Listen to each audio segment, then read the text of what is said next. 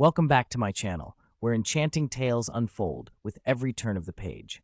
Today, we will dive deep into a one-of-a-kind video game universe, where our protagonist, Min, awakens to discover the strongest hidden class in gaming history.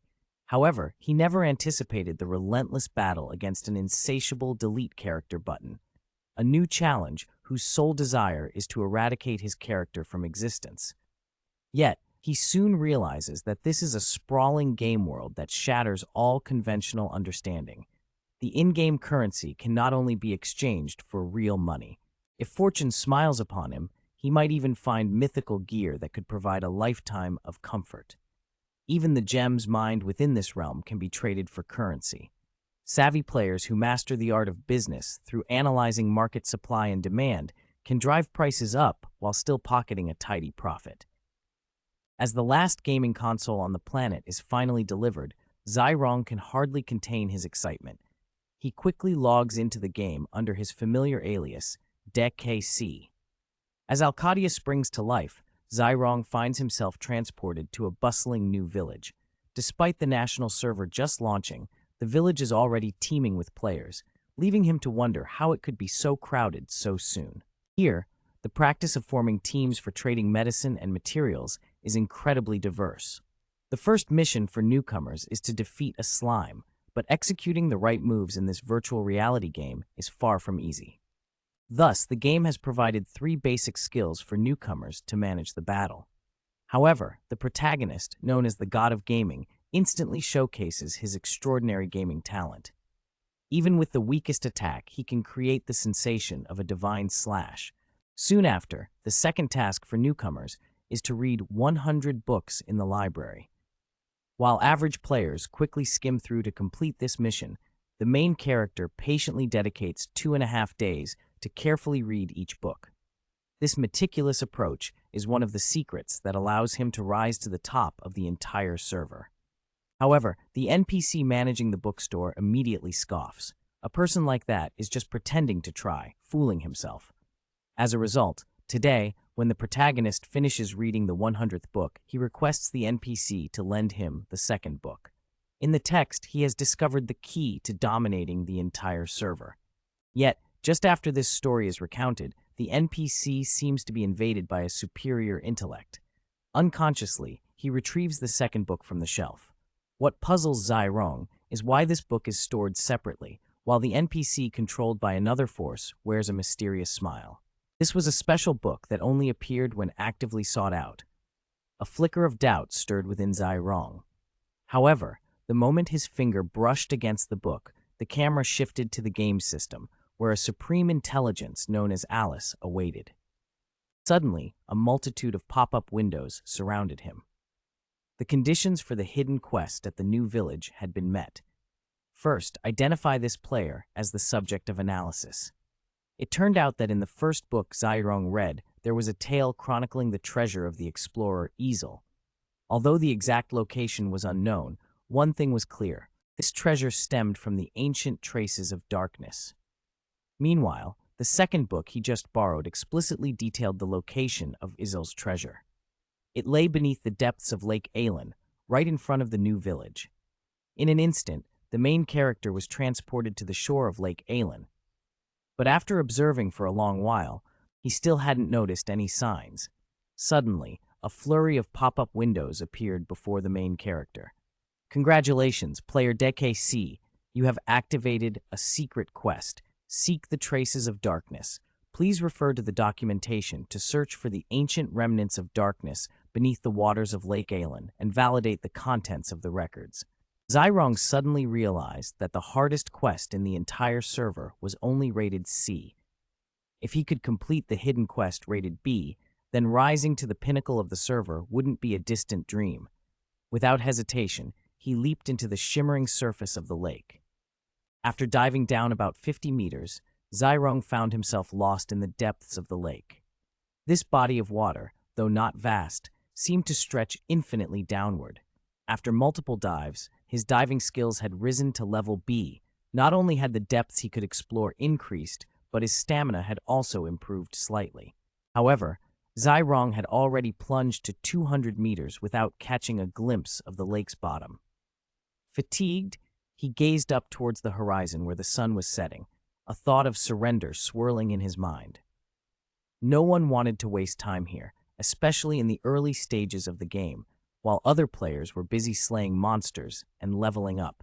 Meanwhile, he felt he was squandering too much time just to enhance his diving skills. What's more, each month he had to pay 920,000 for the gaming console loan. Jaeyeong had planned to rely on in-game gear to sell for money to repay his debts, but the hidden quest was meant solely for him. All he could do was hope that the reward for the hidden quest would be worthwhile. After 10 long days, Jaeyeong finally caught a glimpse of a necklace from the lake's depths. Was this the mysterious item that Ezel had hidden beneath the island waters? At the same time, notification popped up. His diving skill had reached level A, his stamina had increased slightly, and his water attribute proficiency had gained an additional 10 points. Congratulations, Master. You have completed the hidden quest and received the reward, the Radiant Necklace. This item bears ancient traces of darkness.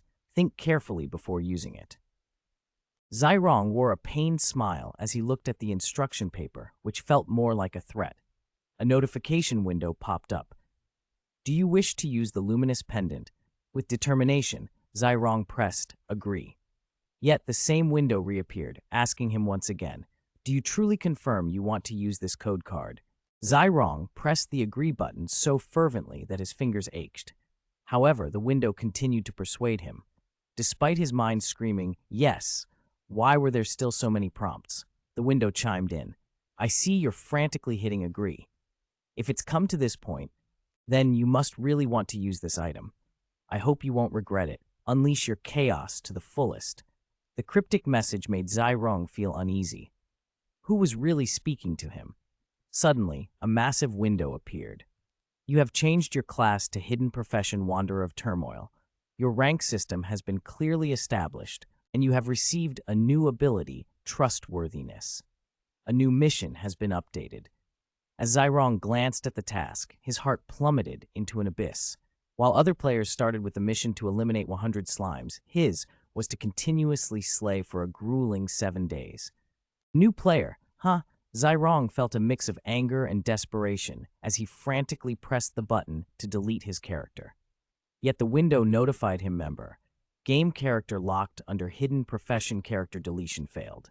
Jaeyeong contemplated erasing his character for a simple reason. The hidden class of the Wanderer in this chaotic world not only lacked a ranking system, but also came with bizarre quests. Everyone knew that a ranking system was the foundation of any game. Losing that system meant being stripped of the ability to progress. Even though the server had just opened and the impact on combat was minimal, over time, the gap between him and other players would only widen. A wave of regret washed over him. He should have stopped when that scoundrel uttered those insane words. Jaeyeong reclined, staring at the ceiling. Gazing at the simulated sky of the game, he lost himself in thought. Waiting idly wouldn't solve anything. After all, being in a hidden class surely held some other value. Jaeyeong then scoured his status screen for a long time, only to find one distinction, an added stat labeled Reliability. But what was the purpose of this stat? After pondering deeply, a notification window revealed that reliability was a type of consumable resource.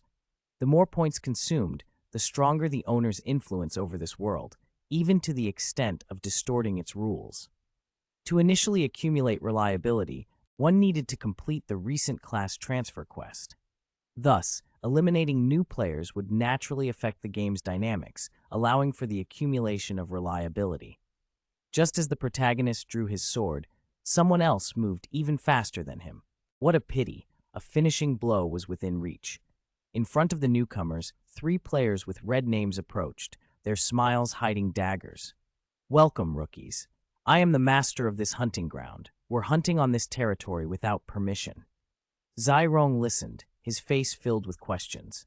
Already, the server had just opened, and someone was claiming land. Almost immediately, one of the players threatened loudly, with that tone, you must be from City S. Furthermore, you just chatted in the local dialect, so you must be students.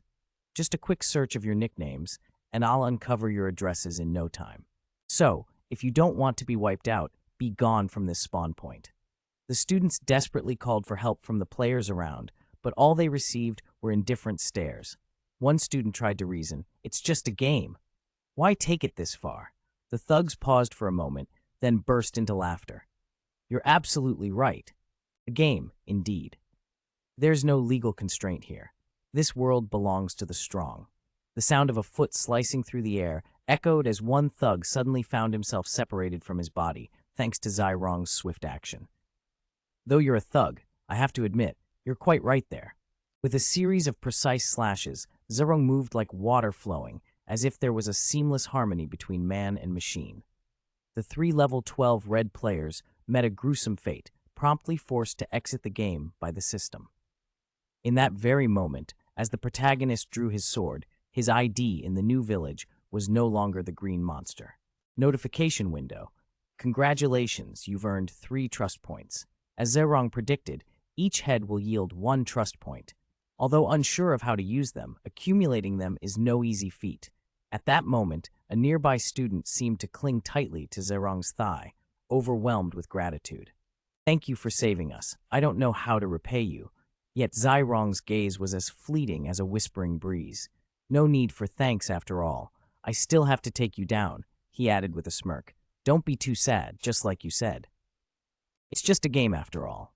Moments later, the 2 students fell victim to Jaeyeong's blade, and his trust points rose by 2. He turned back, a chilling smile creeping onto his lips. "Very good. Next up is your turn, the spectators. I trust you have no objections." After a chorus of blood-curdling screams, the forest fell eerily silent. From that day forth, a legend began to circulate on the official Arcadia website. In the newbie village of the game, a true madman had emerged. At night, new players often ventured into the woods to hunt slimes, marking their busiest hours. But it was also here that Jaeyeong hunted down novices the quickest. To make the virtual game feel more lifelike, the character's vision at night was severely limited, and when fleeing, they could easily trip over stones. This will trigger a slowdown state.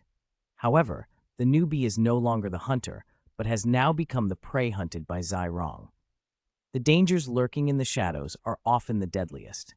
After a few days of encountering Jaeyeong, the newbies can't help but be haunted by fear. At this moment, the roles of hunter and prey are no longer fixed. The terror of being hunted looms over the entire forest. The newbie can't comprehend why a player clad in a black cloak is targeting him. The only response he receives comes from the sharp, merciless strikes.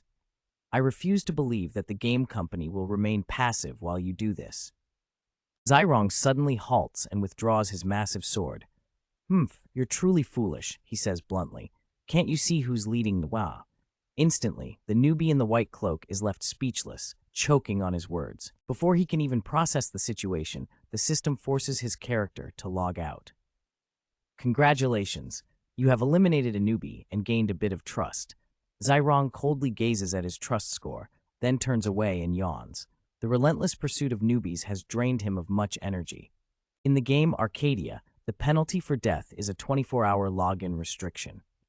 Yet at this moment, the customer service department of Arcadia, with hundreds of employees, has been inundated with phone calls since early morning. All the complaining players directed their frustration at the grouchy team leader, who declared that everyone would have to work overtime today. Their aim was to appease the players' growing discontent. Meanwhile, in the game, Jaeyeong had been hunting relentlessly for 2 days and 2 nights. "As of now, my trust level has reached 1025. Honestly, is this really okay? Moreover, this mission was officially assigned to me.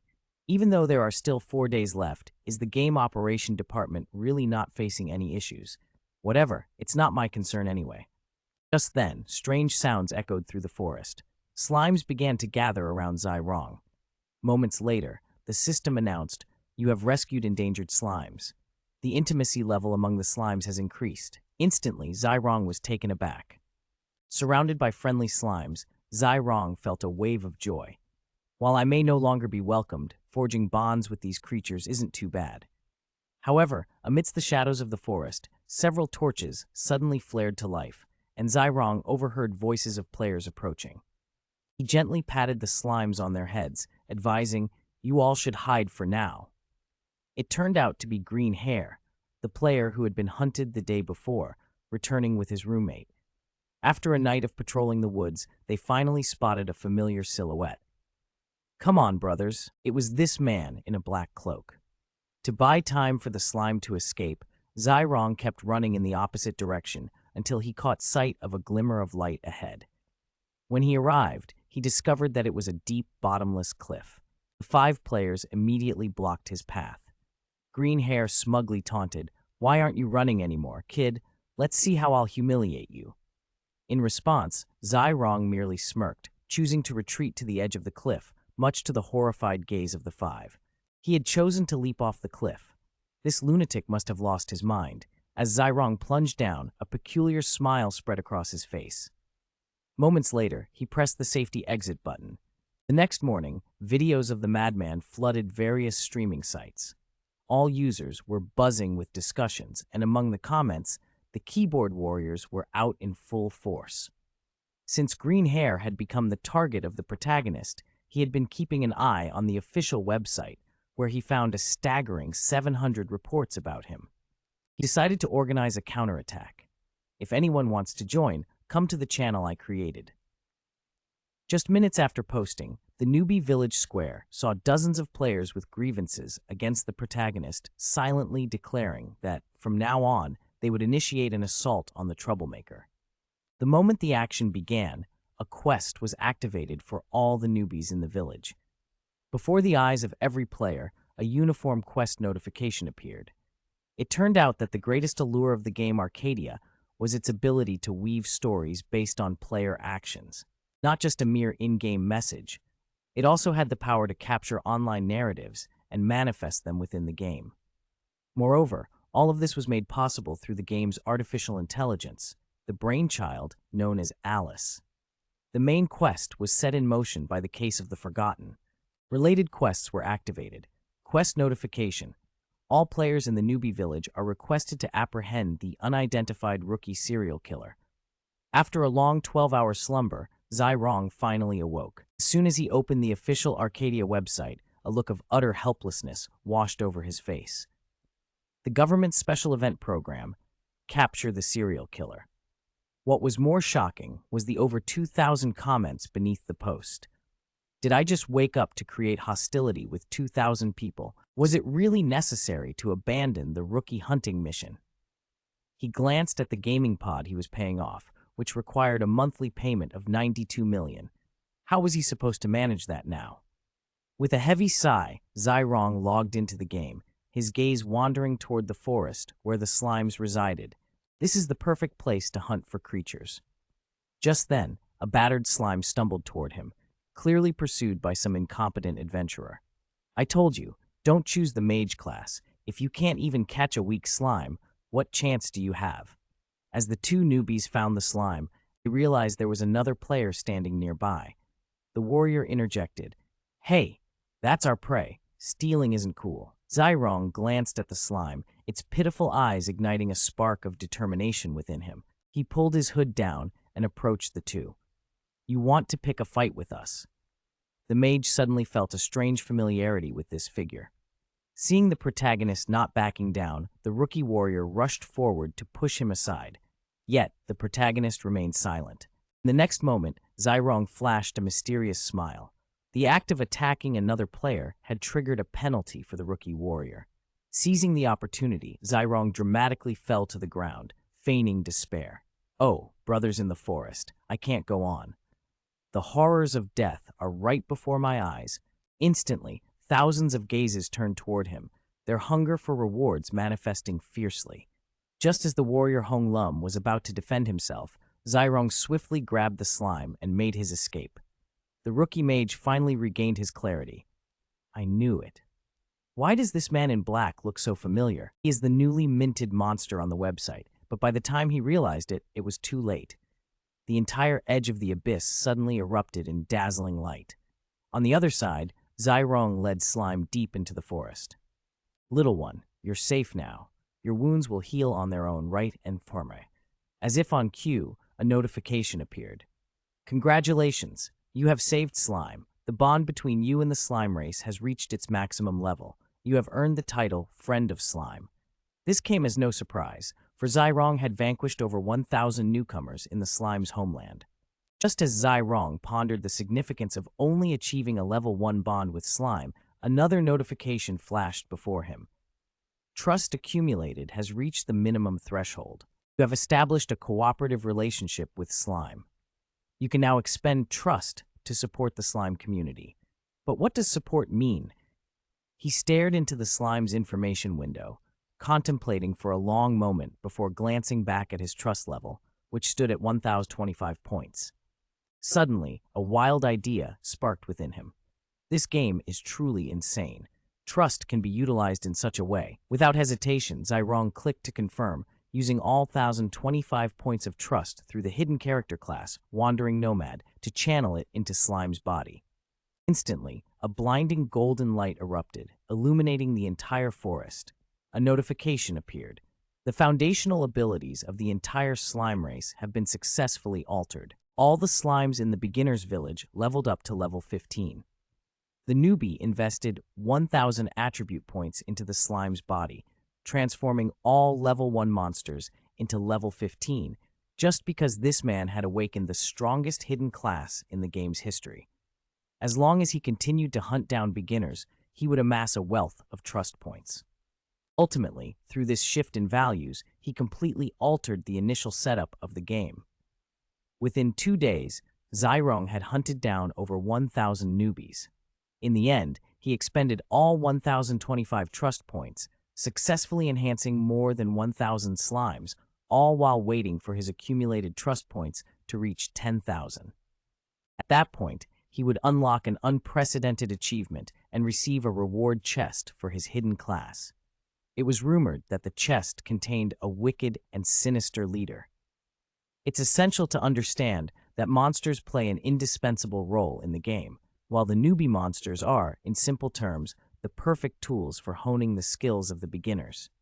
However, a level 1 newbie has only 100 hit points, while a level 15 slime inflicts 150 damage. Upon his first login to the game, he only hoped to have a bit of fun. After all, slimes were seen by newbies as the ideal training targets. Little did he know, these seemingly weak slimes were astonishingly brutal beyond belief. Newbies only need to be touched by a slime to meet their demise, ending up with a 24-hour login restriction. From that moment, the entire beginner village descended into chaos. The roles of hunter and prey were irreversibly twisted. Those once attacked were no longer the slimes, but rather the fresh-faced players stepping into this perilous realm. Yet, this was precisely the scene the protagonist yearned to witness the most. For every slime he empowered that took down a newcomer, his trust points would inch higher. Moreover, thanks to this surge in trust, slimes that previously attacked players only after being harmed now took the initiative to hunt down the newcomers. At this moment, Jaeyeong began to ponder whether his trust points held the key to overturning the game's mechanics. Perhaps this ability was far more intricate than he had previously imagined. Reflecting on it, isn't this the thrill I sought in the game? In just 2 hours, that empowered slime had obliterated over 3,000 players, netting him more than 3,000 trust points. This efficiency was 4 times that of his previous record with Tu Huin. It seemed that this mission to eliminate newcomers was a reminder to continuously bolster his slimes and rely on them to amass an enormous amount of trust. However, just as Tu Huin intended to use his trust points to upgrade the slime once more, the system unexpectedly announced that the upgrade had failed. Well, the current performance is quite impressive, so listen up, kiddos. The mission to build something for me will be entrusted to you. Meanwhile, the Arcadia script team has finally exploded into chaos, yet the leader still believes that the situation in Arcadia is not a system flaw. After all, this is an event calculated by cutting-edge modern technology. Everything is unfolding as planned, so he decides to log in himself to confirm. Access Level 3 has been successfully validated, and the identities of the entire population are authenticated. Li Hua has entered the game, but instead of diving into the world of Arcadia, the leader is here to consult the brain-controlling AI, Alice. On the other side, Tu Huin logs into the game, ready to witness the fruits of his labor. However, he discovers that the slime forest is eerily deserted. The system announces that the number of new players eliminated has reached 9,640. Tu-Huynh is clearly dissatisfied with this outcome, perhaps due to social media buzzing with warnings that the newbie village is extremely dangerous, even attracting adventurers of level 15 and above to hunt slimes in the newbie village. In short, the benefits have vanished. Although the growth rate has slowed, it hasn't completely halted yet, not until Tu-Huynh's elimination count hits 10,000. The system congratulates him for slaying 10,000 newcomers and awards him the title of Newbie Leader. Congratulations! You have surpassed the reward threshold established for your mission. The midterm reward is being issued. What a delightful surprise. Eagerly, he opened the gift box to uncover its contents. However, as Tu-Huynh pressed to receive the box, a wave of dark power erupted forth, unleashing a terrifying pressure. A dark point materialized, causing the space around it to begin to fracture. Could this dark sphere be the reward? In the midst of the black orb, a crack appeared, swiftly tearing the sphere apart. The destructive force began to radiate outward. A notification window confirmed the midterm reward had been issued, congratulating him on receiving the demon mode. A sinister figure emerged from the fissure. The innate sense of murderous intent sent chills deep within one's soul. Its deep, gravelly voice could not mask the malice etched upon its face. Who dares summon me? Tu-Huynh felt every cell in his body exulting in the oppressive weight of the moment. What have I summoned, destroyer? Gazing at the ID of the demon, Tu-Huynh felt a wave of shock. The being before him was none other than the Demon King, Sa-Tung. With a charming smile, Sa-Tung retracted his aura, mused, "Indeed, it seems you couldn't summon my true form. Yet, it's manageable. With just a fraction of this power, I could wipe out those loathsome angels." However, when Sa-Tung laid eyes on the human before him, the atmosphere suddenly turned still. What in the world is this? Why am I in this form? To be reduced to such insignificance is truly an insult to me, the Demon King Satan.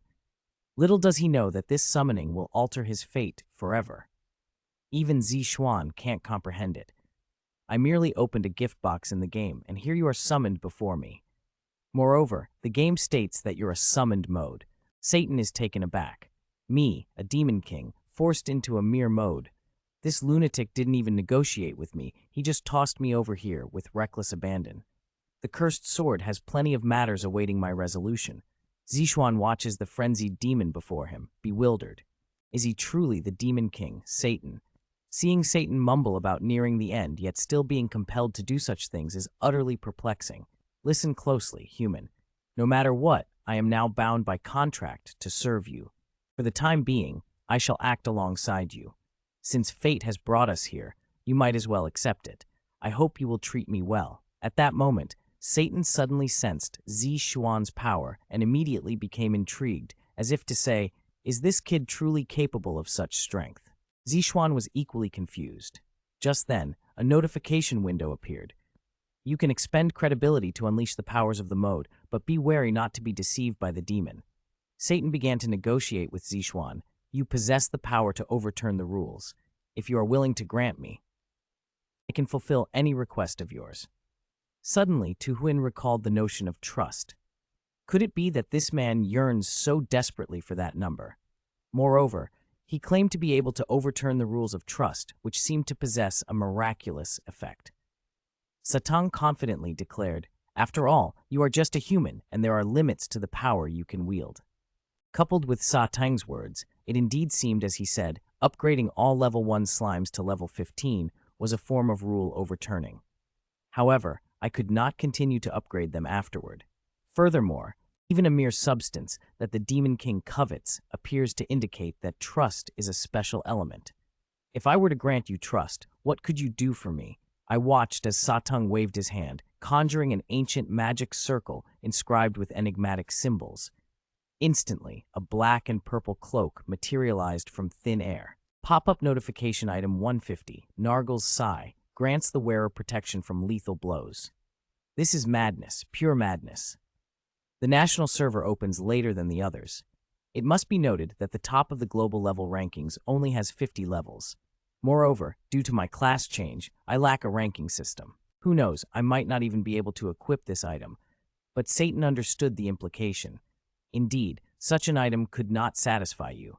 After all, you are one who has signed a contract with the Demon Lord. At that moment, a spark of inspiration flickered in Jaeyeong's mind. Although I did not need to equip it myself, I still faced a perplexing issue. Can you help me enhance my monsters? Satan raised an eyebrow, skepticism etched on his face. I am already a Dark Lord. What more enhancement could I possibly need? Can you help me boost a slime? This human truly underestimates their worth, thought Satan, bursting into a hearty laugh. Indeed, this is an insanity I've never encountered before. In the lexicon of this realm, the phrase impossible does not exist. So, how much trust are you willing to offer me? The cunning trickster Jaeyeong grinned menacingly. I shall shrink everything down. No worries. If that's the case, the contract is sealed. Suddenly, an ancient and intricate magic circle, 10 times more complex than any before, appeared beneath Jaeyeong's feet. A chilling announcement echoed: the mission to eliminate the newcomers has been updated to the wrath of the slime. The mission timer resets to 7 days. All that could be seen was the deep sky engulfing the slime forest. Destructive thunder rained down as the slime successfully leveled up and summoned a monster of lordly stature, the Slime Queen. One must understand that this level 100 boss is advancing towards you. However, within the novice village of Altia, after slaying 10,000 newcomers, a treasure chest shall be unlocked in the game. As the protagonist prepared to unveil it, the air was thick with anticipation. In a twist of fate, the Dark Lord Satan was unintentionally summoned. Thus, the protagonist condensed all his trust points, channeling the power of the demon to transform a level 1 slime into a level 100 slime queen. As the players rejoiced at their bountiful harvest of slimes, the atmosphere crackled with excitement. A thunderous explosion echoed, causing the ground to tremble and crack. The slimes in the forest suddenly went berserk, driven by a surge of hatred. The entire mutated tribe unleashed their wrath. Players stood frozen in shock, their eyes wide with fear as countless slimes closed in on them. They believed death was imminent, yet the slimes, instead of attacking, began to gather in a single direction. As they converged at a designated point, they started to transform, giving rise to a magnificent ruler capable of leading the tribe, the first level 100 slime queen on the entire server. Thus, the Slime Queen was born. At the same time, all players in the novice village received a pop-up notification: slimes are seeds of peace, yet they have unwittingly endured humiliation at the hands of players after countless acts of patience. Finally, they erupted. Some players had just escaped a 24-hour death penalty, only to be sent back home once more. The protagonist gazed at the Slime Queen he had inadvertently created, a sense of bewilderment washing over him. What have you done, Tudan? I only wanted you to help me strengthen the slimes, not to help me conjure a ruthless demon lord, Satan explained proudly. I merely awakened their thirst for vengeance. This unexpected outcome, the birth of a lord, is purely their spontaneous act. And you've given me over 8,000 trust points, yet I've allocated less than 3,000 to the slime tribe. Jaeyeong fell silent, pondering to himself. With just this level of trust, a seemingly insignificant tribe could evolve to this extent. This is the true power of trust. Meanwhile, the entire novice village was in turmoil, for the emergence of the Slime Queen had thrust everyone into a fierce battle against the relentless tide of crazed slimes. This was the mission assigned to all the players in the novice village, a main quest dubbed the Forgotten Case of the Beginning. Initiating the quest related to the wrath of the slime. The victory conditions of the quest were clear: protect the novice village and defeat the Slime Queen. The time limit was set to 7 days. If the protective stone of the novice village was destroyed, the mission would be deemed a failure.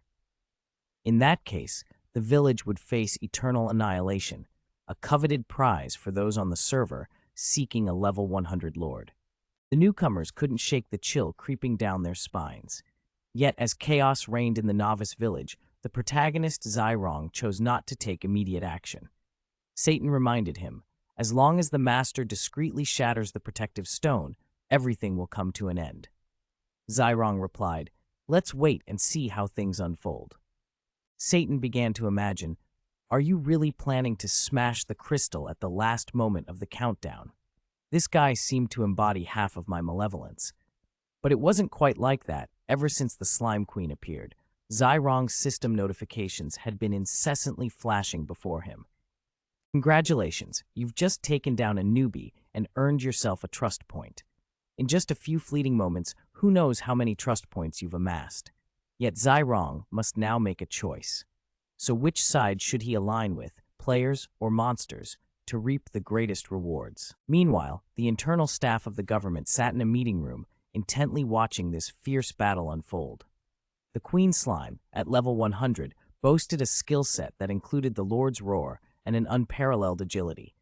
Yet, her true essence lay in her uncanny ability to continuously churn out mockery. The team leader of the players was instantly infuriated. We need to shut down the server immediately. Furthermore, how could a level 100 monster appear in a newbie village? Even the lead designer insists that they never created such a creature. We must file a complaint with the parent company. Allowing this situation to persist is nothing short of an abuse of power. The department head fell into deep contemplation, pondering the abrupt shift in the main storyline, the senseless slaughter, and ultimately, the wrath of the slime. Could it truly be just a coincidence, or was the action of some player the catalyst for this event? After all, Arcadia is a game teeming with endless possibilities. A single statement sent all the team leaders into a whirlwind of contemplation, birthed from the unfolding chaos. The activation of the quest seemed utterly reasonable. Thus, the chief decided that regardless of the penalties involved, this must surely be the calculated outcome of the brilliant mind known as Alice. However, on the battlefield against the slimes, some players inadvertently found themselves protecting an NPC guard, only to trigger a hidden class change quest, the Guardian. It appeared that the wrath of the slimes not only instilled fear, but also concealed a trove of hidden treasures. The key to awakening their careers lay in stopping the Slime Queen from wreaking further havoc. The battle had raged for 3 days and nights, while the quest was set for a duration of 7 days, meaning time had already slipped away halfway. Some rookies who fell victim to the slimes had to exit the game, yet within the national server, skilled veterans remained. These high-level players caught wind of the rumors and immediately joined the fray. The elite players formed a special task force. Once the count of slain slimes surpassed 10,000, they would earn the most illustrious title, Slime Annihilator. This title would add an extra 40 damage against slimes, along with an additional 30 damage dealt. As players began to receive this title in succession, the slimes found themselves at a disadvantage. New players, seeing a flicker of hope, rallied back to the battlefield. Finally, the players glimpsed a shard of hope in the encroaching darkness. Yet the protagonist remained cloaked in shadows, waiting. At this moment, an astonishing amount of trust points had been accumulated. The system announced, "You have eliminated 32,576 rookies." With just a day and a half left for the mission, even Satan couldn't help but praise. Taking down 30,000 foes truly constitutes a grand battle. Indeed, a ruthless player like this deserves to become a contractee of the Demon Lord. As he gazed at the remaining trust points, which exceeded 20,000, the protagonist fell into deep thought. What should I do next to maximize the benefits? Satan's words were undeniably true.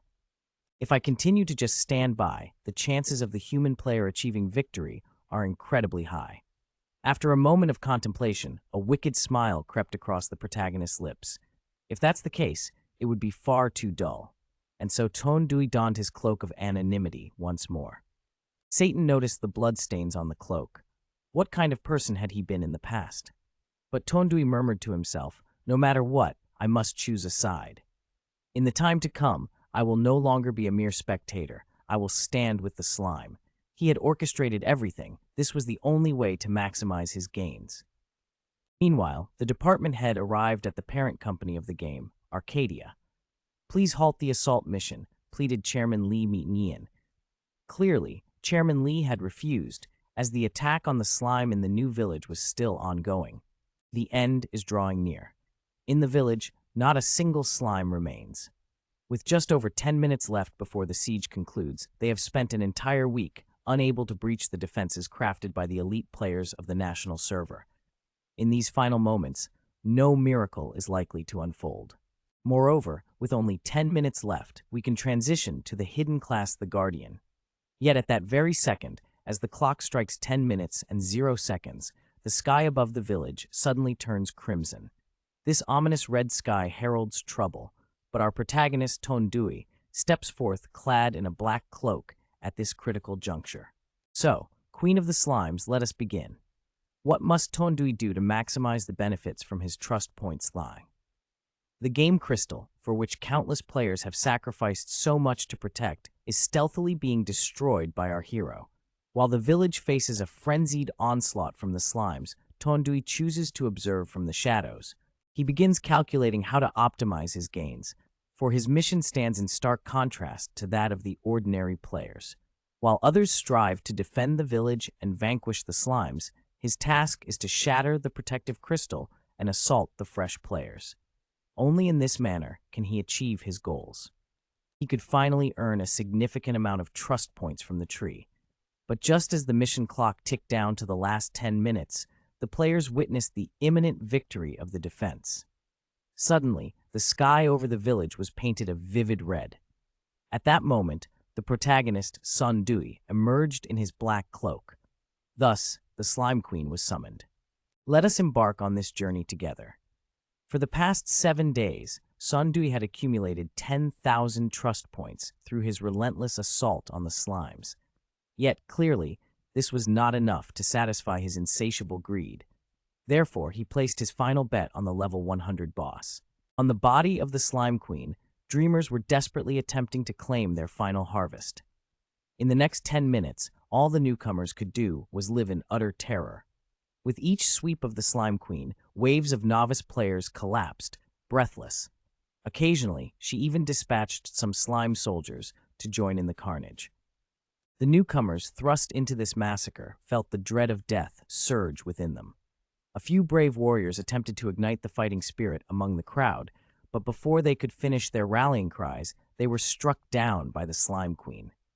Yet, even the Slime Queen was not invincible.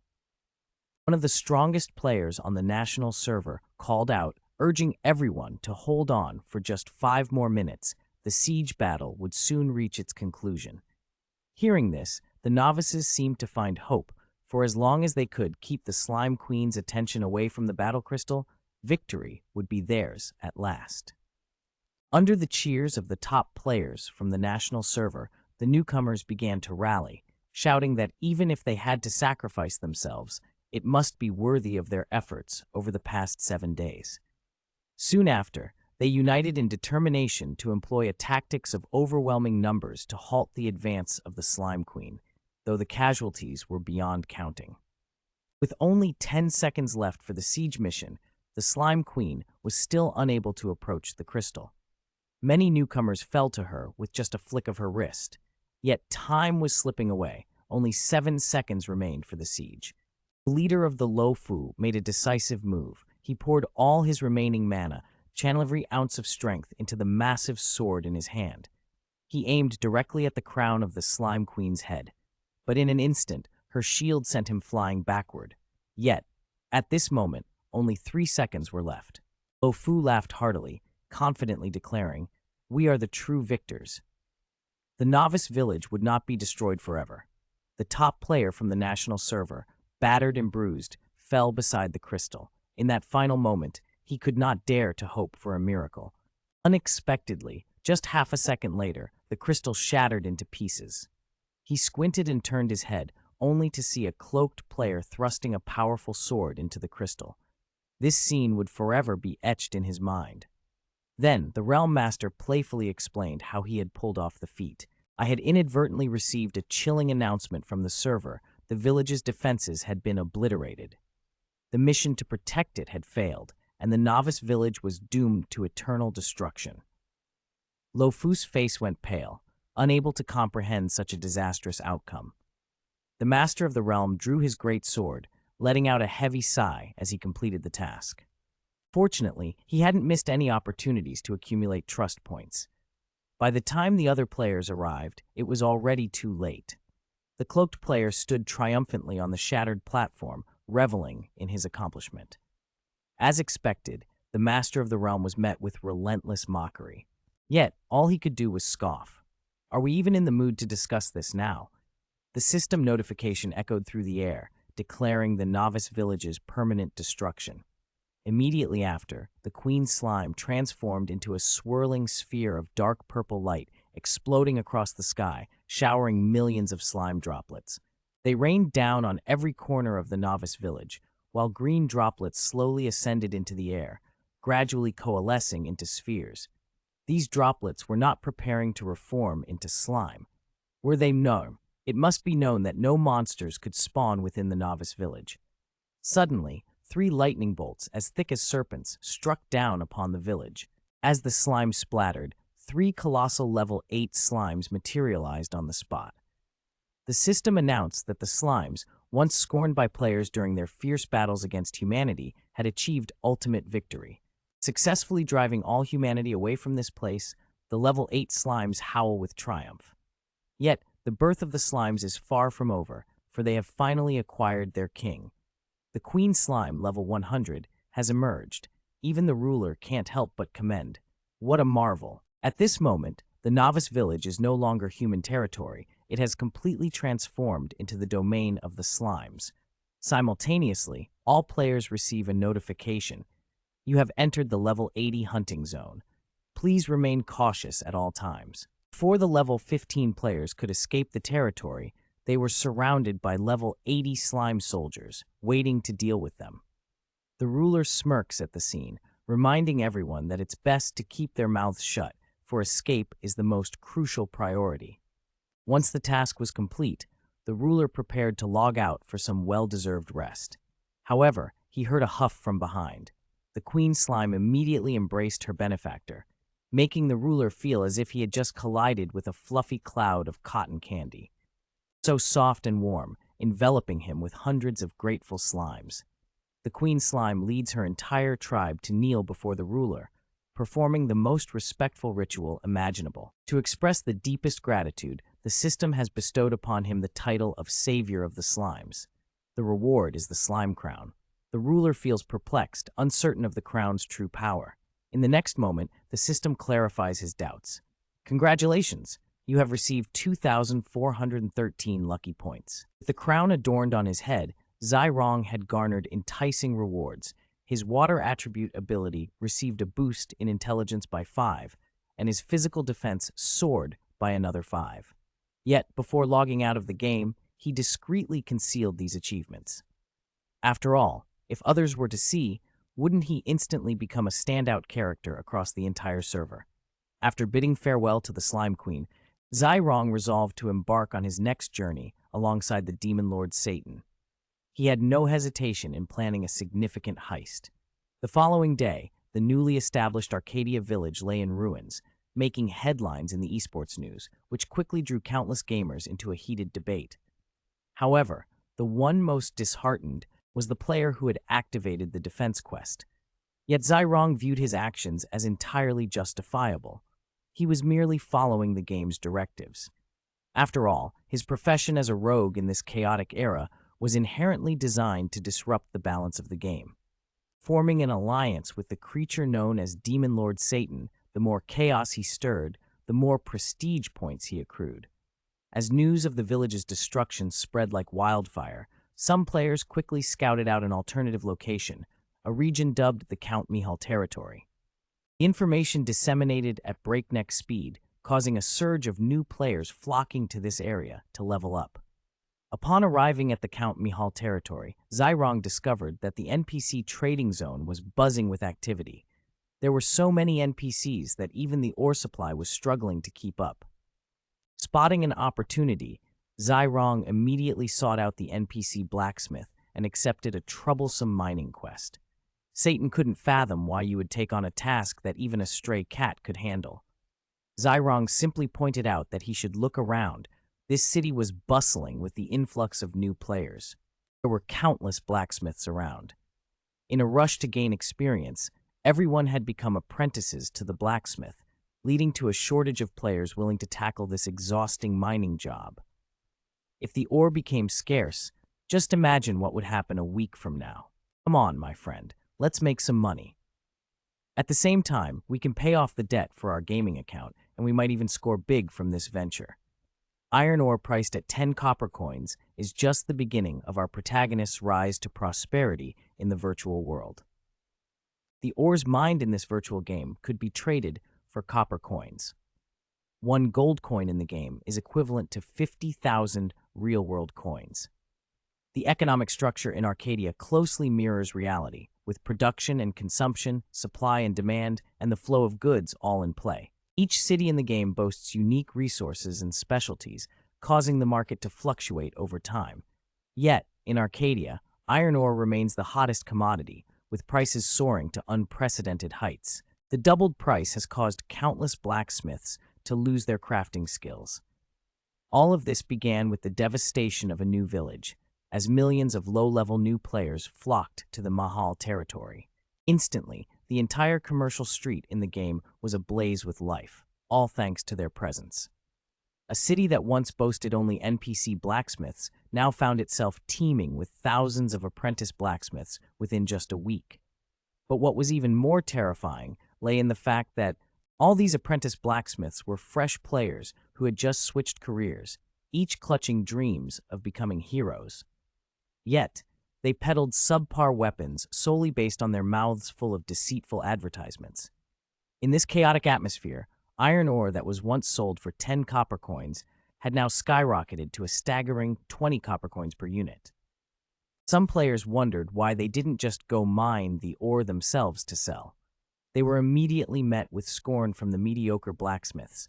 Not to mention, the return journey from the mines to the city took a grueling 2 hours, and the ore extraction rates were suspiciously low. In summary, instead of mining for themselves, it was far better to let others do the work. Repairing one's own equipment not only honed their skills, but also netted them substantial experience. Meanwhile, mining for ore was an exercise in futility. Therefore, no players were inclined to take on mining quests, as the only reward was a modest increase in goodwill with the blacksmiths. However, Jaeyeong sensed a golden opportunity. It all stemmed from his accidental eavesdropping on a conversation between the NPC blacksmiths by the roadside. Recently, the Lord had issued a demand for a substantial amount of mined ore. No matter how tirelessly we work, we still can't meet the targets. The moment Jaeyeong hears the word Lord, his mind races with possibilities. He never anticipated that this city would be grappling with such economic turmoil. Perhaps there's a chance for us to strike a profitable deal here. Every time Jaeyeong flashes that sly grin, Satan knows trouble is brewing. He strides over to the two blacksmiths, wearing a mask of faux cheerfulness that doesn't quite reach his eyes. Maybe I can assist you, gentlemen, in resolving this predicament. Meanwhile, in Count Mihal's office, the Count sits at his desk, burdened with worry. He can't fathom why the price of ore skyrocketed to 15 copper coins overnight. If this trend continues, the blacksmith's profits will be slashed in half, potentially plunging them into losses. Moreover, the gear circulating in the market won't be of good quality any longer. In truth, these were merely crude weapons forged by apprentice blacksmiths. Perhaps it's time to implement some countermeasures. However, when the blacksmith hears that Zivin is ready to take on the mining task, he immediately assigns him 20 ore extraction quotas. Without hesitation, Zivin heads straight to the Bihan mountain mine, but not without bringing along the demon lord, Satan. Deep within the Satan mine, a look of skepticism crossed the face of the master as he questioned whether this endeavor was truly feasible. Moreover, spending 8,000 trust points on such seemingly pointless tasks felt rather absurd. Under the relentless urging of Jaeyeong, a notification flashed across the screen. Weapon change successful. You have acquired the Destroyer of Models, endowed with a special skill that enhances mining speed and improves resource collection rates. It also boasts a chance to unearth rare minerals. As the protagonist's determination to amass wealth surged, a powerful motivation ignited within him. It must be said, the Destroyer was astonishingly powerful, operating at an unexpectedly high efficiency. Notifications of ore collection flooded the mine. In less than 3 hours, Jaeyeong's mining skill reached its maximum level, not only boosting his stamina by 10 points, but also exponentially increasing his extraction speed and success rate. Most importantly, he could sense the hidden minerals around him. After 2.5 days of relentless mining, Jaeyeong finally amassed over 1,000 iron ores, more than 100 silver ores, 10 gold ores, along with a handful of rare minerals. However, possessing these minerals was merely the second step on Jaeyeong's journey to wealth. The most crucial third step lay with Baron Mahal, who was increasingly anxious about the mining rates. If insufficient iron was provided, the blacksmith's workshop could face the looming threat of closure at any moment. Trading guilds from other continents might refuse to cooperate with us due to the poor quality of our weapons. In the eyes of those in charge, everything stems from the increasing number of apprentice blacksmiths. However, the number of miners remains unchanged, and that is the core issue of the town. While Baron was at his wit's end, contemplating his next move, an officer burst into the meeting room in a flurry. Baron was puzzled by the commotion outside. It turned out that right in front of the Baron's grand gates lay thousands of ore pieces piled up into a small mountain. Iron ore, gold ore, silver ore, and even the rare and elusive demon ore. Jaeyeong had deliberately sold all this ore to the southern mansion. After 3 days of relentless mining, he had managed to collect 3 gold coins and 10 silver coins. Adding it all up, that amounts to a staggering 500,000 coins in total. If he continued to mine tirelessly for a month, he could amass around 5 million coins. Yet even at this yield, it still fell short of satisfying Jaeyeong's insatiable greed. After all, the gaming chamber he was paying off was worth a hefty 10 million coins. This meant he would have to mine for at least 2 months to settle his debt. If he wanted to make quick money, he would need to prepare a few more things. As a result, in the very next moment, the NPC Baron took the initiative to approach Jaeyeong. Before either of them could speak, Jaeyeong felt the Baron's warm regard enveloping him. Jaeyeong couldn't help but smile inwardly. It seemed he had finally lured the Baron into his trap. "Greetings, my Lord Baron. May I ask what brings you to me?" The Baron introduced himself. "I am Mihal, the lord of this town. If you have a moment, I would like to invite you for a cup of tea." Notification popped up, asking if he would accept the Baron's invitation. Next came the moment of negotiating with the NPC Baron. When the Baron learned that Jaeyeong had extracted thousands of ore pieces in just 3 days, he was genuinely astonished. Without delay, the Baron outlined for Jaeyeong the current economic issues plaguing the town, explaining that the supply of iron ore was insufficient to meet demand. Jaeyeong understood this well, yet he listened intently to the NPC Baron's tale, knowing that once he finished, it would surely trigger a quest. As expected, the notification arrived.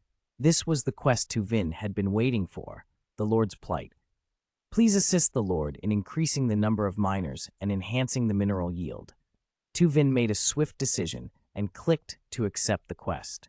With newfound confidence, he patted his chest and declared to the Baron, "I am the one destined to resolve the mineral supply issues for this town.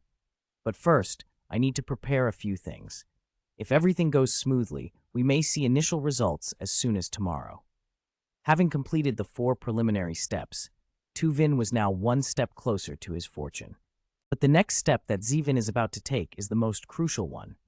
From a practical standpoint, the Lord's suffering seems nearly impossible to resolve. Yet, Arcadia is ultimately just a game, and no one wants to engage in a mining job that doesn't yield any profit. Therefore, the first thing that needs to change is the player's perception. Thus, Jaeyeong has launched a video account named The Destroyer's Diary. He firmly believes that no player can resist its allure. So can you guess what Jaeyeong is planning to do next? He intends to present an NPC with a project plan and in return receive an annual profit of 10 from the game's mine. This plan outlines 4 methods that not only enable the Lord to acquire a substantial number of free miners, but also significantly boost the quantity of mined resources. It turns out that mining jobs, which seem unprofitable, are actually not as undesirable as one might think. The shortage of iron ore has plunged the entire town into a crisis. However, the protagonist quickly recognizes a business opportunity and starts contemplating 4 different strategies. With just a brave soul willing to take the plunge, he can easily amass a fortune without breaking a sweat. First, he needs to shift the player's mindset about mining. So, he created a video account entitled The Life of the Destroyer. It comes as no surprise that the first video on this account instantly went viral in the gaming community, all because of a single, simple statement. You can also earn money from Arcadia. The video opens with a scene deep inside the Bingan cave, a place familiar to every newbie. Next, he reveals the profits from 3 days of legitimate mining, raking in dozens of gold coins that leave viewers eager for more. Keep in mind that in the game, 10 gold coins are worth up to 500,000 real currency. Attention, rookies. Initially, your mining skills are only at level F. In just 1 hour, you can harvest 20 iron ores, equivalent to 400 coins. Therefore, the first step is to enhance your mining skills. This not only boosts your efficiency, but also opens up opportunities to discover rare ores. Now, with an A-level mining skill, I consistently harvest at least 1 rare ore each day. The appearance of rare ores instantly captivated the new players. Forget about the tedious mining time in the end, just sell these ores to the NPC merchants. So today's earnings have reached 1 gold and 82 silver, equivalent to 130,000. With just a few brief sentences, the protagonist ignited a burning desire within everyone. Even those who were just filling up their fuel couldn't wait to dive into the game right away. The online frenzy skyrocketed. In reality, the mining efficiency showcased in the video was thanks to the protagonist exchanging for cheating gear from Satan. He cleverly concealed this truth within his clips, making earning money seem surprisingly easy. That afternoon, all the iron ore in the town was swiftly cleared out by the new recruits. Everyone hurriedly geared up, ready to dive into the mine. Witnessing this scene, the Baron couldn't help but chuckle. Those players who had previously been sluggish were now racing towards the mine with fervor. So what exactly did Dex do? The protagonist simply smirked. I merely ignited their primal desires.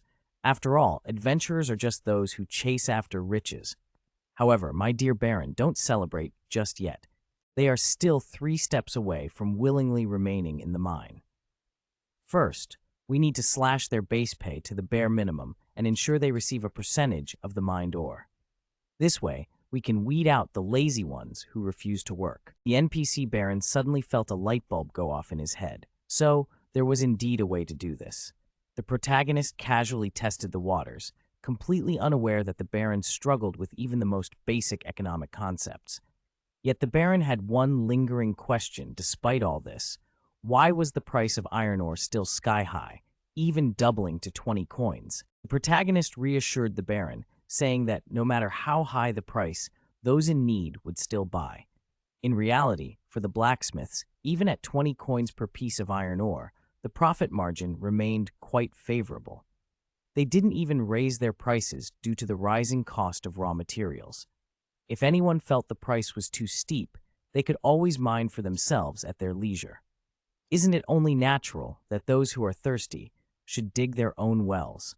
After hearing this, the Baron seemed to have uncovered the secrets of the trade world. How fascinating it is. If you weren't an adventurer, I'd have offered you a position as my accountant. Yet, the protagonist had meticulously prepared for this moment, eagerly awaiting the Baron's commendation for his remarkable feats. Upon hearing the words, the Baron felt as if he had just unlocked 2 hidden channels within the business realm. Such cunning tactics. If you weren't an adventurer, I might have even invited you to be my chief accountant. However, Jaeyeong had gone to great lengths, simply waiting for a single phrase from the Baron to reward him for the magic he yearned for. Immediately, Jaeyeong placed the pre-prepared scroll on the table. The Baron stared at the scroll, bewildered. My lord, this is the project plan I have drafted. Please, open it and see. I assure you it will satisfy your expectations. It's important to know that an individual can only yield limited profits. So how do we transcend these limitations? It's quite simple. Collective leadership surpasses individual efforts. If you, my lord, are willing to grant me 10 of the annual revenue from the mine, I will gladly transfer ownership and management methods of this project to you. Witnessing the town's excitement regarding the Duke's mining venture, there was no reason for the Baron to decline. Yet Satan felt a curious itch, wondering what else lay hidden within the project plan. But Zaorong merely illustrated that while ascending the mountain is easy, descending it proves to be a challenge. Mining is inherently a grueling and thankless task. A typical player can only extract a small amount of ore each hour. But as for me, the reason I can mine rare minerals is due to the mysterious equipment of the saboteur. Satan immediately grasped the truth.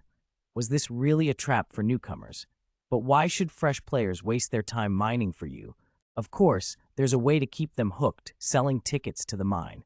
The poor souls are left with nothing but time. Anyone who can't afford the ticket can use the minerals they mine to pay off their debts. The ticket costs about 1 gold. Upon hearing this, Satan felt as if his head was about to explode. Who would pay such a high price for a ticket? Not necessarily, because I've spread the word that mining is as easy as picking up coins from the ground. Therefore, I'm not worried about them hesitating to spend money on the mine. Zaorong immediately flashed a wicked grin. Looks like I can just sit back and reap the benefits. The demon lord Satan felt that Zaorong was truly a demon lord, and he didn't feel the slightest twinge of guilt for deceiving others. The more he thought about it, the more he believed this guy deserved to be his master. But Zaorong had no idea that Baron Mihal was even greedier than he was. A new player who had just watched Zaorong's video rushed to the mine, only to be stopped by the guards. You do know you need a ticket to mine, right? The bewildered young man replied, but the video didn't mention anything about that. Could it be that something had changed in the mine? The NPC guard moralized, questioning, what have you adventurers contributed to the mining effort? Isn't it only fair that you work for your keep? After all, nothing comes free, does it? By the way, what's the entry fee? It's not expensive, replied the boy, his voice trembling, just 30 gold for a month. The boy felt as if his soul had left his body. 30 gold was equivalent to 50,000 for daily usage. The real issue was that he couldn't afford it. Was his dream of becoming a millionaire overnight really fading away like mist? The guard instantly saw through the boy's thoughts. A sly smile crept onto his face as he reassured, don't be so downcast. Just look at your gear, it's clear you're not wealthy. But our Lord has introduced a policy for people like you. Something about using first and paying later. You can head to the center for more information, he added. The NPC customer service staff in the beautifully adorned center immediately eased the boy's mental barriers. As he walked toward the NPC consultation center, it felt like a vision of a future he might never escape. At that moment, the sound of hammers striking ore echoed throughout the mine. Everyone hoped that the blue skies would bless them with a rare mineral. Only then could they quickly repay the NPC. The customer service NPC wore a peculiar smile, unprepared for the fact that these players willingly chose to become slaves. The plan to ascend the mountain was easy, but descending was a different story. Surely, this wasn't something the Lord had conceived. In the end, the mastermind behind this scheme was shrouded in mystery. Truly, a living demon amidst reality. At this moment, Zaorong received a notification. You have mined 10,000 iron ore today. Mission complete. Please find the Lord to claim your reward. Zaorong couldn't help but feel perplexed. How could it be faster than I ever imagined? Yet, Zaorong had no time to claim his reward, for Satan had led him deep into the mountains. Here, it seemed, an ancient realm existed. The stones surrounding him appeared to have been abandoned for ages, yet the iron door still gleamed. Could it be sealed with magic? What secrets lie beyond this door? Even the Demon King, Satan, could not suppress his curiosity. While still immersed in the virtual game, he inadvertently unearthed a coffin. However, no matter how hard he tried, he couldn't pry it open. Finally, the Demon King remarked, the coffin lid itself is a rare mineral. The greedy boy had mistaken the coffin lid for a precious gem to mine. Then, the Demon King pointed to the corpse and said, the necklace around its neck is the true treasure of this entire mine. The moment the boy picked up the necklace, a message appeared in the game window. Congratulations, you have acquired the Heaven's Medal. Divine breath will purify the impurities within your body. As the holy light flowed into Sanun's being, the only thing that occurred was that Satan unexpectedly discovered an ancient relic at the foot of Bian Mountain. Yet this place clearly seemed to have been desolate for ages. The door to the relic, it shines so brilliantly. Could it be that this door is protected by magic? What secrets lie hidden behind it? Even Lord Satan is intrigued. Just as the sorcerer reaches for the door, the seal embedded within it is activated, and a notification appears. You can spend 15,000 trust points to unlock the seal. Faced with the unknown, the sorcerer hesitates not for a moment. Fortunately, there's no need for further delay. How fortunate that his points are now depleted. Congratulations, you've uncovered a mysterious altar of the celestial realm. Satan smiles cunningly indeed. It is a relic connected to the heavenly beings. As the sorcerer unravels the relic, chaos erupts within the game. The intelligent system issues an alert that a user has breached the mystical mountain relic ahead of schedule. Consequently, 693 related quests will be tainted. It turns out that Mystical Mountain is where the first angel descended upon the Dacia. This location once served as the grand gateway to the celestial realm. To protect the relic, mineral deposits formed around it to divert attention. But now, the entrance to the relic has been breached by a player, and the ultimate consequence is the tainting of legends and future quests. The Second Holy War is a brutal clash between angels and demons, unfolding on the stage of Dacia. Countless lives have been sacrificed, plunging the entire continent into catastrophe. In the First Holy Demon War, if it weren't for the world tree Alapdat, no living creature would have survived. Yet here we are, as the demon enters the ruins, preparing for an adventure in search of treasures. Let's go, Master. Together, let's unearth every hidden treasure within this cave. So, Satan, are you saying the treasure lies within this coffin? Because in this ruin, there's hardly anything, just that suspicious-looking coffin on the altar. So what should we do to open it, little Dan? The two struggled for 10 long minutes, yet the coffin remained unmoved. There were no seals or traps. It was simply that the lid was far too heavy. Zihui was just a novice player, his strength still lacking. However, the Demon Lord claimed that the coffin's lid was a rare mineral in its own right. Hearing this, Zihui, driven by greed, quickly donned his protective goggles and pulled out the destroyer from the Demon Forge. Naturally, he intended to use mining techniques to pry open the coffin lid. When the drill struck the lid, a thunderous explosion echoed, shattering the coffin into pieces. However, a notification screen appeared. You have destroyed an ancient artifact unknown to anyone. The beings from the celestial realm, witnessing the player's actions, felt an overwhelming disgust. Your relationship with the celestial realm has plummeted to its lowest, and you have received the title Artifact Destroyer. But when Zihui caught sight of the object inside the coffin, he could only shake his head in disgust. Inside lay nothing but a skeleton clad in tattered rags adorned with a necklace. It was far from the grand treasure he had imagined. Satan pointed at the necklace and declared, "Master, you have no idea. That necklace around his neck is the true treasure of this entire mine." The moment Tuhui picked up the necklace, a notification window from the game popped up. "Congratulations, you have obtained the radiant celestial metal. The divine breath will purify the impurities within your body." As the divine light surged into Tuhui, the sacred imagery on the metal became increasingly vivid. Details of the face emerged clearly, and an overwhelming energy surged outward. The Demon Lord Satan felt as if the holy light was about to tear him apart. In contrast, Tuhui reveled in the warm embrace of sunlight. Just as the vision was about to grant Tuhui a hidden class, suddenly a flame erupted from Tuhui's chest, declaring his claim. At that moment, the game emitted a warning: "Danger, serious system error detected. Equipment will temporarily cease to function. Arcadia Virtual Reality Company will prioritize restoring your services." Tuhui broke into a cold sweat. It seemed his hidden class was being rejected. After all, the game company would help me resolve this. But for now, we must halt. What we are doing now in reality is being labeled as theft. If even a hint of my presence is discovered, I won't survive in this gaming world. So, little Dan, remember, whatever you do, handle it with utmost cleanliness. Zihui took out the destroyer, an icy chill crawling up his spine. "Are you really planning to obliterate this entire place?" Zihui smiled warmly. then immediately squatted down and began rummaging around. Perhaps this way, he'd encounter no issues. In the end, all he needed to do was disable the entrance. Satan watched, mouth agape, unable to contain his admiration. "You truly are my master." Shortly after, Zihui arrived at the mansion of Count Mihal Nam to collect his mission reward. The sight of Zihui filled the Count with excitement, for he no longer had to worry about a shortage of miners for the next year. The number of miners he had contracted had reached a staggering 10,000. Furthermore, I'll be receiving 30% of the mineral profits from them. How did you come up with this idea?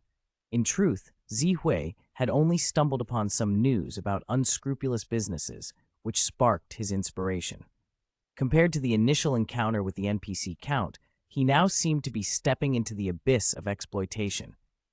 After receiving a reward of 244 gold from the Count, Zihui had enough money to pay off his game cabin loan up front. But in the very next moment, the Count sincerely invited him. "Are you really not planning to help me expand my experiments?" A notification window appeared with Count Mihal's proposal. If you agreed to the business partnership, you could enjoy the same privileges as the Baron. Looking at such enticing terms, to be honest, Tu Hai felt a flicker of temptation. Yet in the end, he declined, expressing his desire to travel across the continent.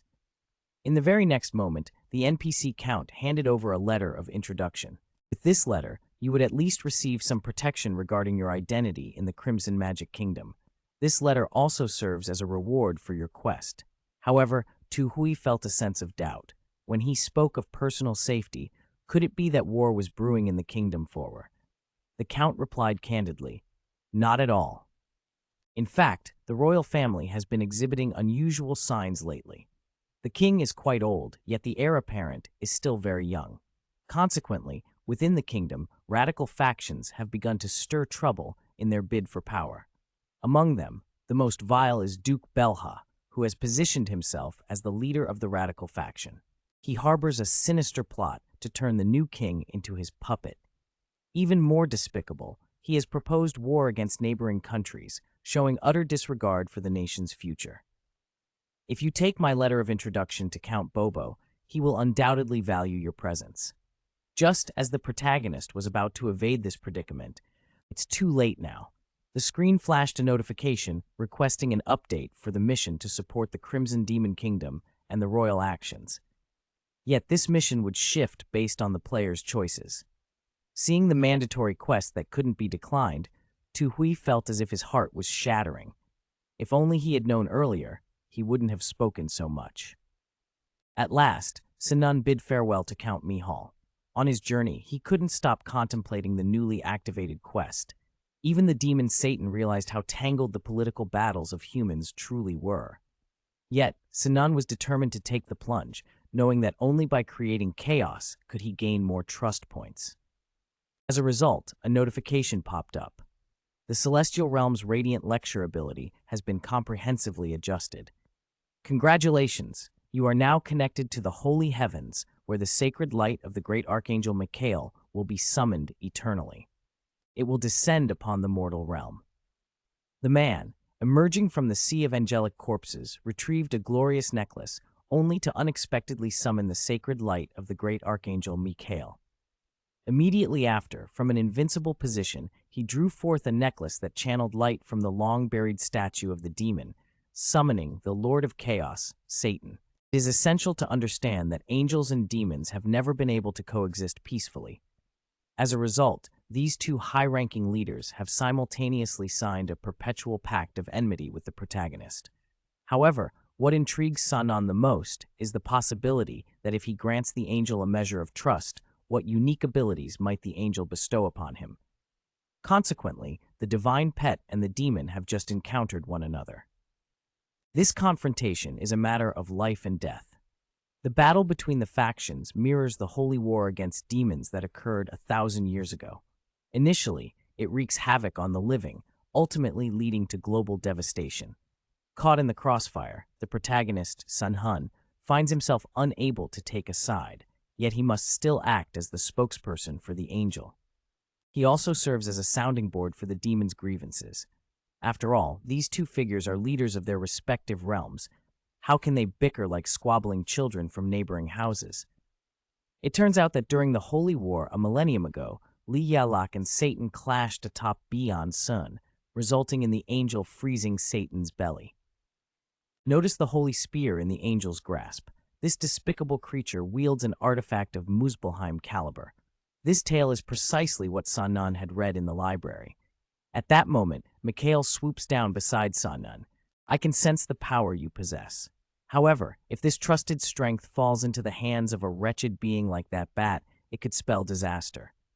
Therefore, to shield you from the sweet-talking tricks of demons, allow me, Mikhail, to be your guardian angel, leading you down the path of light. Yet Satan chuckles darkly. He mocks, how foolish to maintain your pride. I can assure you, as the Lord of Demons, that this pitiful human before me is far more wicked than any fiend. Indeed, even Satan cannot deny that the true vocation of those wandering through chaotic times is to sow discord in the world, growing stronger with each turmoil. Thus, everything I do in this game has unwittingly leaned towards the dark side. After all, only by doing so can I earn the trust points needed to alter all the rules. Angel Mikhail, however, sees it differently, believing that the essence of humanity is fundamentally good. The angel's mission is to awaken the latent benevolence within every soul. Observing Mikhail's proactive stance, Satan instantly recognizes the impure intentions behind his actions. Very well, Mikhail, I grant you a semblance of dignity to persist, but do not presume that you will gain any advantage. Mikhail, however, chuckles inwardly, confident that as long as I am here, you shall not monopolize the trust points of our master. Hearing the loud bickering between the two, Sanyan calls out to Mikhail, Hey, do you realize that whether angel or demon, this world is governed by the laws of currency? Speaking of trust points, let me ask you this. If I were to pay you with trust points, can you provide me with what I need? In the realm of the celestial, reciprocity is a fundamental principle. Indeed, the heavens possess a few weapons that could aid humanity, but Jaeyeong's current weakness lies in the combat prowess of the character within the game. So, Teolak, can you grant me the power to fight for? Even though the wanderers of this chaotic era may hold the authority to alter the rules, they lack any means of attack. The characters in the game currently lack a ranking system. Skills such as diving extraction, which Jaeyeong possesses, are utterly useless in combat. Although it is possible to exchange equipment with Satan, that cannot compensate for the deficiencies in his fighting abilities. At this moment, Mikhail suddenly conceived the best way to enhance their power. The system announced that the skill Divine Descent had been created. You can temporarily borrow the strength of the celestial throne by consuming trust points. This power is limitless, but hinges on the number of trust points provided by the owner.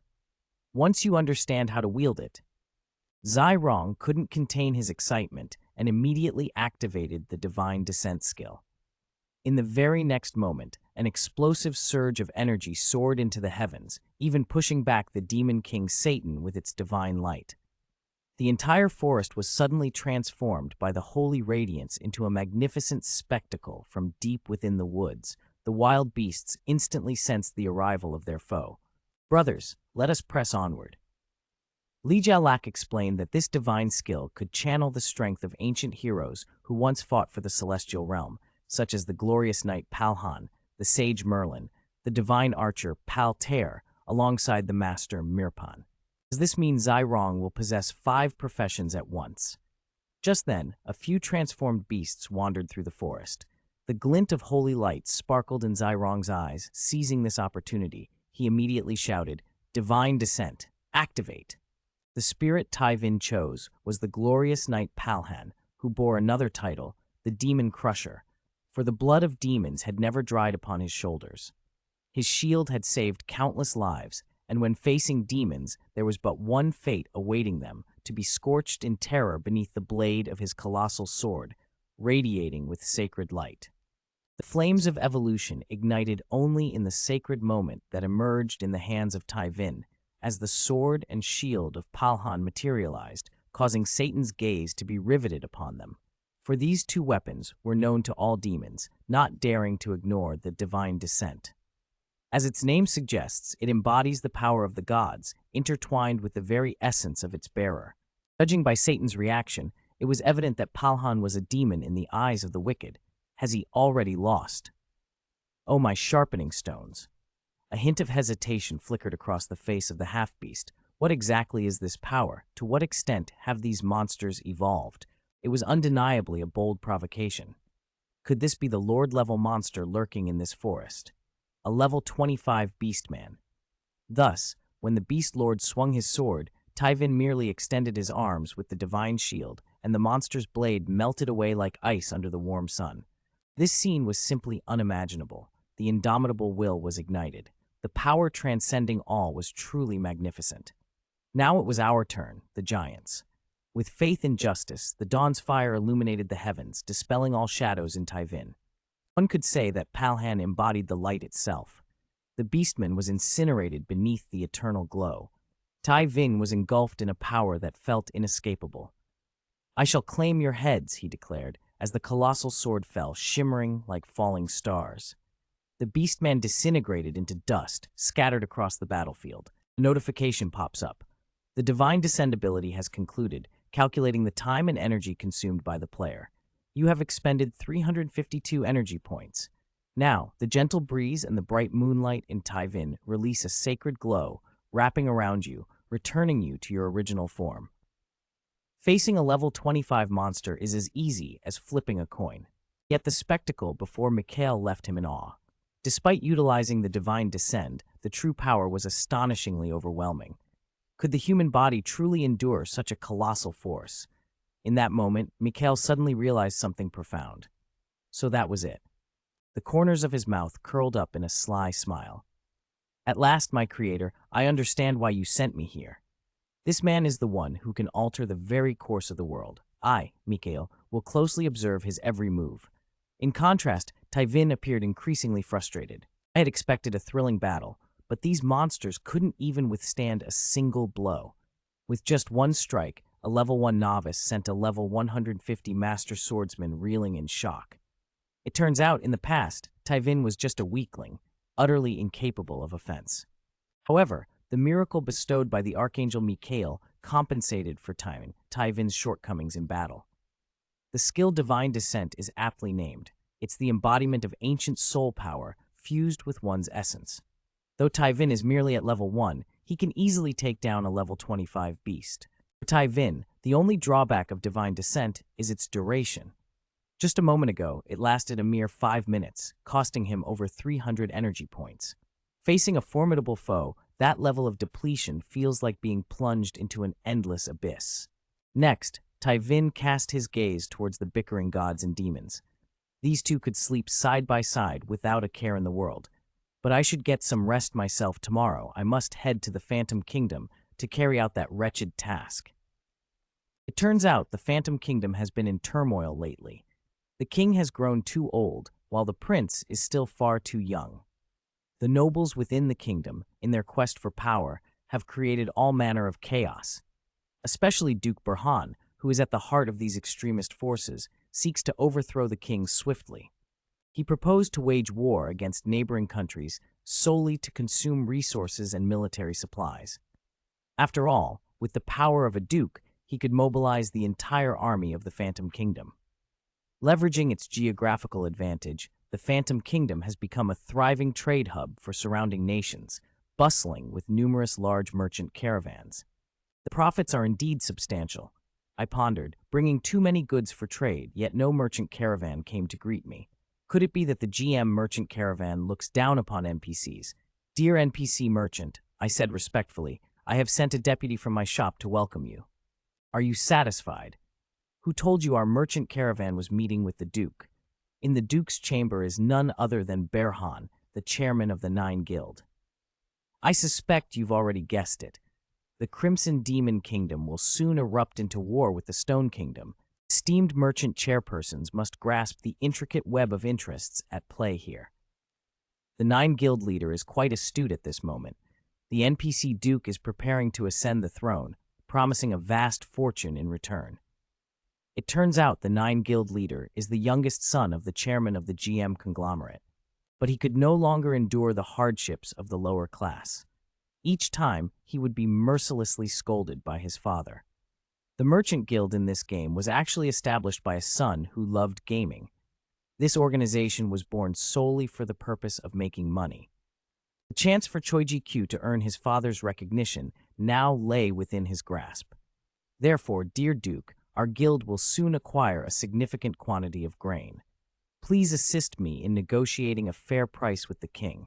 There's no problem. I will ensure my forces from the Kingdom of Mahon collaborate fully with the guild.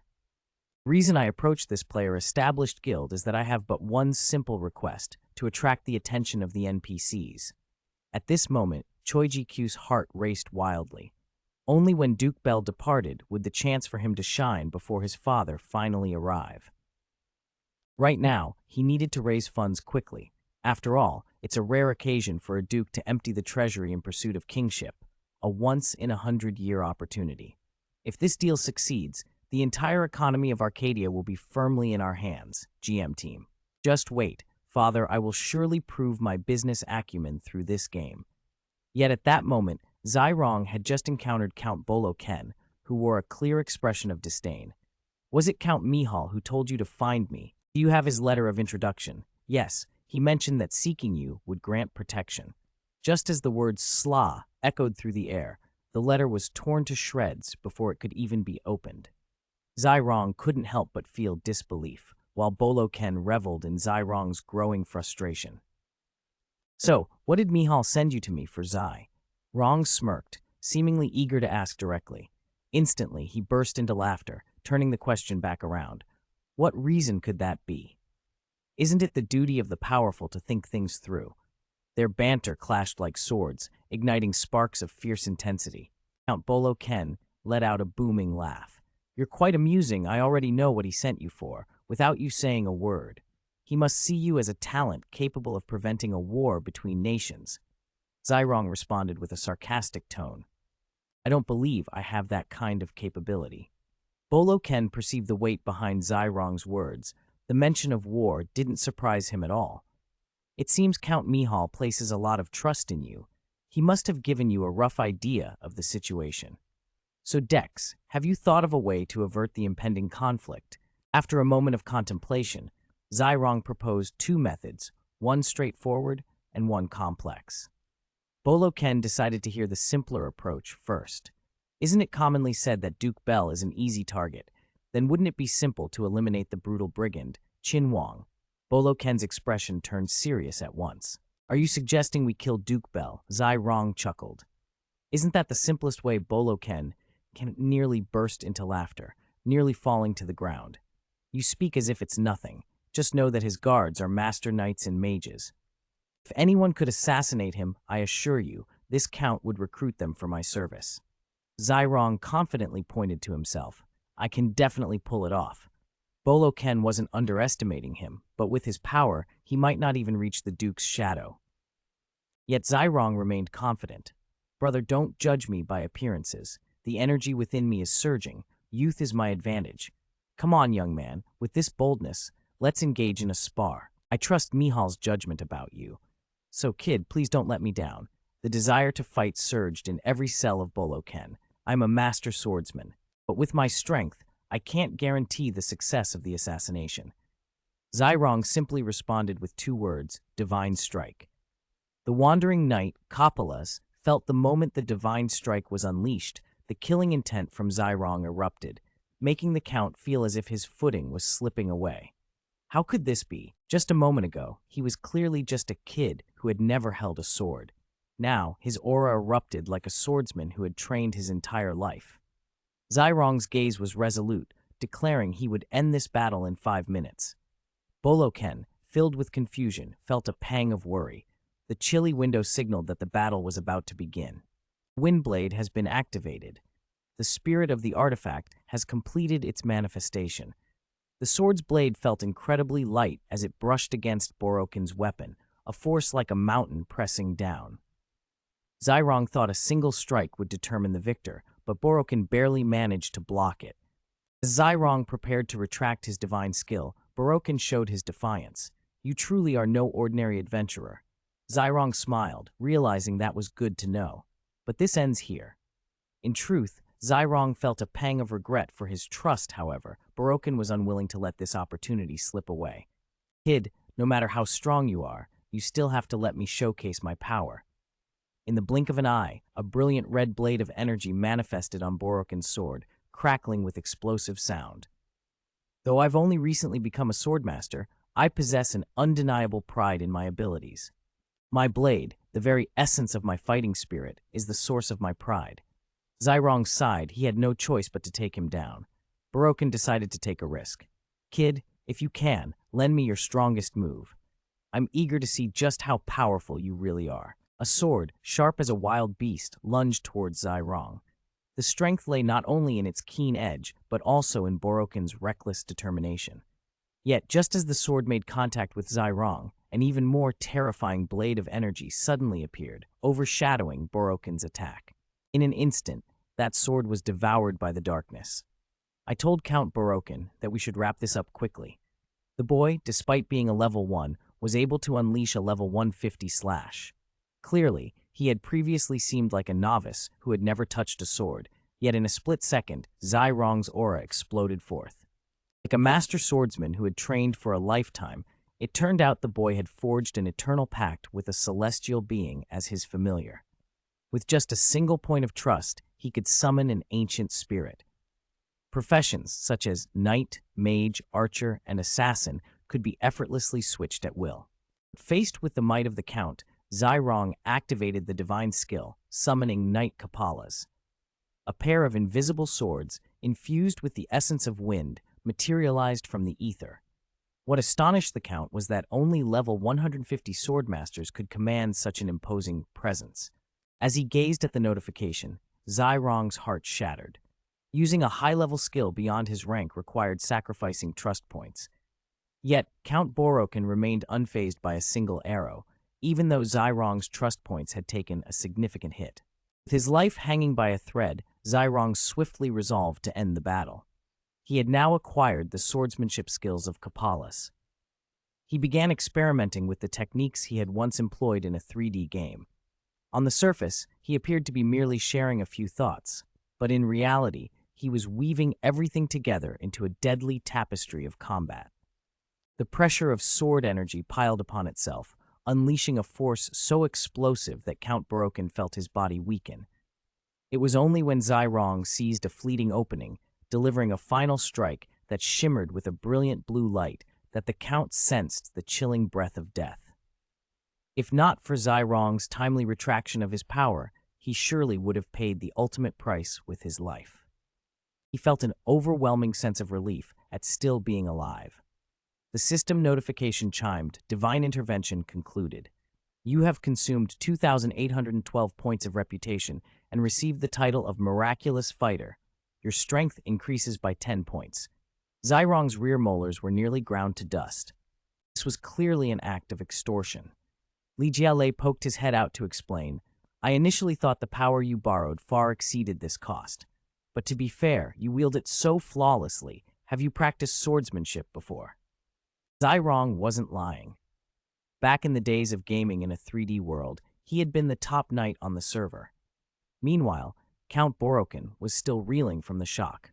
After all, how could a master swordsman fail to predict the strikes of a level-own player? It seemed that Jaeyeong had surpassed the level of a master swordsman. The Count knelt before him, asking, "What do you pursue in swordsmanship?" Jaeyeong pondered for a moment before replying, "Perhaps it is the sharp wind, swift and free, more so than anyone else." At this moment, Count Borokin felt a fleeting bewilderment. Seizing the moment, he swung his sword, his breath turning inward, his movements now calm and composed. The casual remarks made by Jaeyeong inadvertently prompted the NPCs to start training instinctively. Subsequently, the Count bowed deeply, almost 90 degrees, before Jaeyeong. Previously, I spoke with arrogance. Please forgive an old man like me. Jaeyeong remained unfazed. After all, who wouldn't react similarly upon hearing a level-owned player daring to assassinate a Count? But would the Dex army genuinely attempt to assassinate Count Belhai? With your power, I believe it would be a simple task. However, if he dies, it could plunge the royal family into chaos. Jaeyeong presented an example. Have you heard of the Gordian knot?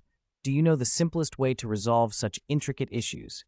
Barokin, puzzled, struggled to respond. Jaeyeong smiled.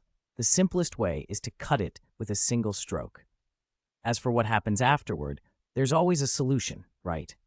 A single statement from Jaeyeong illuminated Count Barokin's mind. Although this method seemed reckless, the internal and external issues plaguing the Crimson Demon Kingdom were like weeds growing wildly. Perhaps that is the most straightforward approach. At this moment, Count Barokin began to grasp the terrifying nature of the youth before him. Despite being a master swordsman, he harbored such a complex inner world. The emergence of this young man would surely send shockwaves across the entire continent. At this moment, the notification appeared. The assassination mission for Count Belhay has been updated. Jaeyeong lowered his head, feeling embarrassed. This game system is remarkably astute. Just then, his pet, the demon Satan, materialized with a wicked grin. Master, when will you deal with this man? The angel Michael immediately objected, stating that assassination was out of the question and suggested organizing a proper duel instead. Moreover, a challenge must be announced 3 days in advance to be considered valid. Jaeyeong, upon hearing this, could only stand there in shock. In truth, Jaeyeong had no desire to eliminate Count Belhay at this moment. One must understand, Count Belhay would never just initiate a war with a neighboring nation without reason. From my perspective, the life and death of the Crimson Demon Kingdom is of no concern to me. What truly matters is finding the right ally to maximize my own benefits. The wars between nations have always existed. The only difference lies in who will strike the first blow. In other words, who strikes first is of little importance. However, one thing can be confirmed during the peak of escalating warfare: the roles one can assume multiply, and credibility will correspondingly increase. Yet, Jaeyeong wondered why not confront Count Belhay directly. In response to the chaotic Duke Jaeyeong's words, he simply smiled. "You're still on the first floor, while I'm already in the atmosphere. The battle you perceive is merely a clash between two kingdoms, but the war I comprehend is something entirely different. It is a conflict among the internal forces within the kingdom. If I can successfully incite both wars simultaneously, the profits I reap will be doubled." Satan felt a shiver run through him. This truly is a madman, my lord. This position of Demon Lord should rightfully belong to you. Yet, Satan pulled out a notebook to take notes. Every strategy that Jiang Jaeyeong just outlined was meticulously documented. This man truly views the world through the lens of personal gain. In the light of day, he is the most terrifying demon lord in existence. Just then, 2 figures cloaked in black suddenly appeared from the ground, their faces masked, obscuring both their identities and shapes. "Let's go, follow us." But Jaeyeong showed no signs of fear. "Why did you arrive so late?"